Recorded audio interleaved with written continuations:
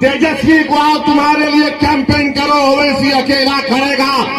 अगर ये कह रहे हैं कि असदुद्दीन ओवैसी को तुमने धोखा दिया, तुमने असदुद्दीन ओवैसी को धोखा नहीं दिया। तुमने कोचा दामन के गरीबों और मजलूमों, नौजवानों को और माँ और बहनों के पीठ में तुमने खंजर घोंपा है और कभी भी यहां की आवाम तुमको माफ नहीं करेगी। अगर हिम्मत है तो आज आओ, इस्तीफा दो, आज इस्तीफा दो। मैं इन चारों बेईमानों से कह रहा हूं, अगर तुम में हिम्मत है तो इस्तीफा दो। खुदा की कसम खाकर कह रहा हूं, तुम जब दोबारा चुनाव लड़ोगे इस्तीफा देकर, तुम्हारी जमानत नहीं बचेगी। है तुम में हिम्मत तो बोलो, नीतीश को आ जाओ, तेजस्वी को आओ, तुम्हारे मगर इस्तीफा नहीं देंगे, इस्तेसाल करेंगे। इनमें हिम्मत नहीं है इस्तीफा देने की। अरे तुम नहीं जीते, मजलिस की मोहब्बत में अवाम ने वोट किया। तुम नहीं, तुम्हारी जात नहीं जीती, सीमांचल की लड़ाई के लिए अवाम ने वोट दिया। तुम्हारे बाप की वजह से तुम नहीं जीते, सीमांचल के झंडों की वजह से तुमको कामयाबी मिली। ये समझ गए कि इनकी जात बहुत बड़ी है, इनफरादियत बहुत बड़ी है। अरे याद रखो, असदुद्दीन ओवैसी को अगर आज पहचान मिली तो अल्लाह के फजलो करम से, मजलिस इत्तेहाद और मुस्लिमीन की वजह से मिली। मैं मजलिस की वजह से हूं, अगर मजलिस नहीं मगर नहीं हूं तो मैं कुछ भी नहीं। तो इन लोगों ने समझ लिया कि हम बहुत बड़े हो गए। अरे तुम कभी बड़े नहीं हो सकते। तुमने कौम से गद्दारी की, सीमांचल से गद्दारी की, गरीबों से गद्दारी की। तुम छोटे थे और हमेशा छोटे रहोगे इंशाअल्लाह। मेरे अजीज दोस्तों और बुजुर्गों, ये चार के चार जब निकलकर लालू के घर पर गए तो किसी ने मुझे तस्वीर भिजाई थी कि ये चार के पैर में चप्पल नहीं है, नंगे पैर बैठे हैं। चार के पैरों में चप्पल नहीं है, नंगे पैर बैठे, और लालू उसकी औलाद के पैर में चप्पल है। ये तुम्हारी इज्जत है। अरे हम तो तुमको अपने कंधे पर बिठाया था। सीमांचल की जनता ने, सीमांचल की जनता ने तुमको अपनी आंखों का नूर बनाया था, अपनी पहचान बनाया था, मगर तुमको इज्जत रास नहीं आई। तुम चले गए, उसके पैरों में चले गए, तुम लालू के परिवार के। यहां पर महागठबंधन ने सीमांचल में जनसभा की तो इसी कोचा दामन के मौसूफ ने आखिरी सफ पे उनको बिठा दिए और फोटो डाल रहे कि मैं बैठा हूं। अरे बेशर्मो, कभी तो अपनी इज्जत का तो ख्याल कर लेते। तुमको अल्लाह इज्जत दे रहा था, तुमको इज्जत रास नहीं आई।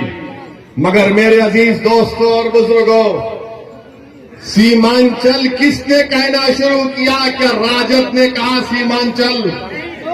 क्या लालू ने कहा सीमांचल? क्या नीतीश ने कहा सीमांचल? क्या मोदी ने कहा सीमांचल? सीमांचल अगर किसी ने कहा तो मजलिस इत्तेहाद और मुस्लिमीन ने कहा।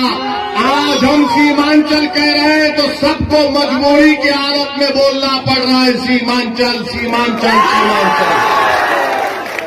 मैं आपसे वादा पहले भी किया था और आज भी कर रहा हूं, अगर सारी दुनिया मेरी खिलाफ हो जाए तब भी अकेला असदुद्दीन ओवैसी खड़े होकर सीमांचल की लड़ाई लड़ेगा। मैं दुनिया के खिलाफ जाने को तैयार हूं। और जो लोग धोखा दिए सीमांचल की आवाम को, सुन लो, अल्लाह सुब्हानहू व तआला तुमको जलील और रुस्वा करेगा। अरे 2025 आएगा, तुम मुंह नहीं खोल सकते तुम्हारे सियासी आकाओं के सामने।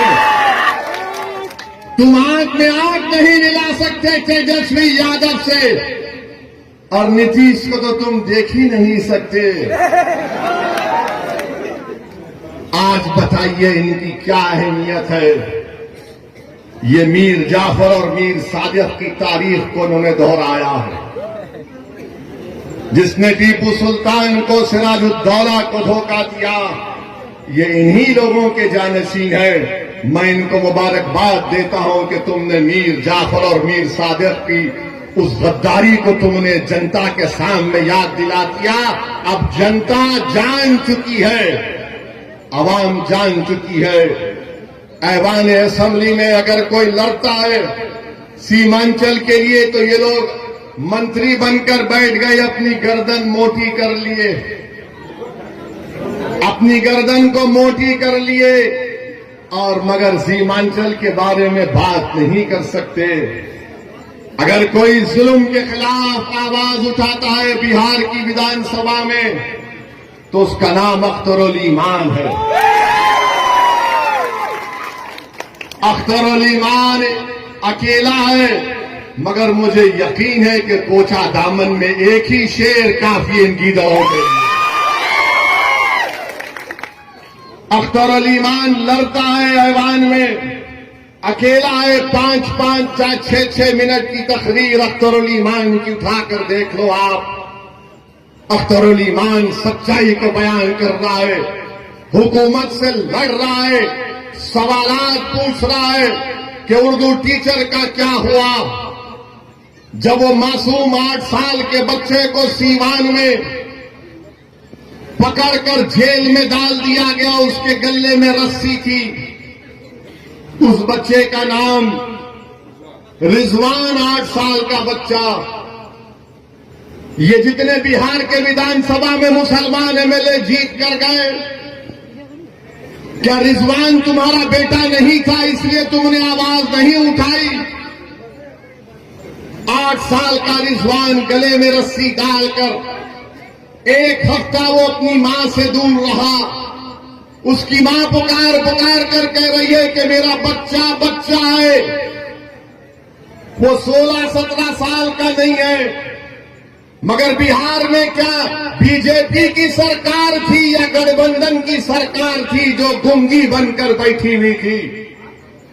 रिजवान की मां पुलिस स्टेशन के आगे 8 दिन तक अपने लखते जिगर के लिए तड़पती रही कि मेरा बेटा अंदर है, मैं कैसे बाहर जिंदा रह सकती हूं। ये इंसाफ महागठबंधन का।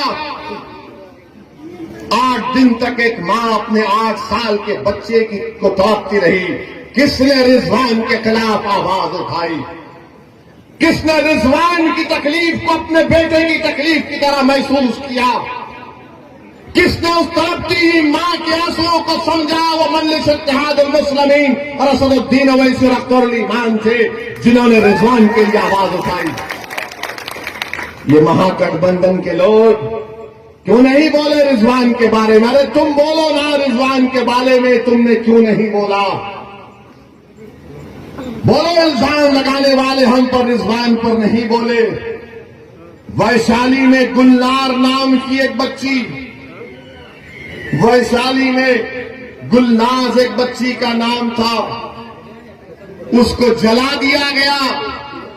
क्या गुलनाज के खिलाफ महागठबंधन का कौन सा मंत्री बोला? ये कोचा दामन का बेईमान जो भाग कर तेजस्वी के पैरों में पड़ा। क्या गुलनाज पर बोल नहीं सकते थे? नहीं बोलेंगे। अख्तरुल ईमान वैशाली को गए, गुलनाज के बारे में बोला, ये कुछ नहीं बोल सके। फिर मॉब लिंचिंग हुई गाया में, छपरा में, समस्तीपुर में, ये नहीं बोल सकते। मॉब लिंचिंग हुई मुसलमानों की, ये नहीं बोल सकते। किसके खिलाफ बोल सकते हैं ये तमाम बेईमान लोग? मालूम आपको किसके खिलाफ इनकी जबान चलती है? गुलनाज पर नहीं बोलेंगे, रिजवान पर नहीं बोलेंगे, बेगूसराय समस्तीपुर के मॉब लिंचिंग पर नहीं बोलेंगे। किसके खिलाफ बोलेंगे? ओवैसी के खिलाफ बोलेंगे। ये बी टीम है, वो फुला टीम है, ये उससे मिला हुआ है। अरे बेईमानों, तुम बुज़दिल हो, तुम मौत से डरने वाले हो, मैं मौत को अपनाने वाला हूं। तुम मेरे खिलाफ बोल सकते मगर तुम्हारी जबानें गूंगी क्यों पड़ गई?